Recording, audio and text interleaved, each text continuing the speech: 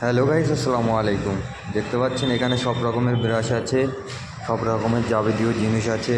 এই যে টিস্যু আছে, আপনার এর মধ্যে হাত কভার আছে, এটা দিয়ে আপনার গায়ে রং দেওয়া যাবে, রং আটকানো যাবে।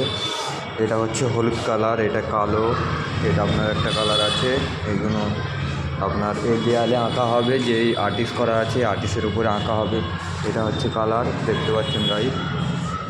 এখানে আছে রোলার আছে, ব্রাশ আছে, সব কিছুই আছে।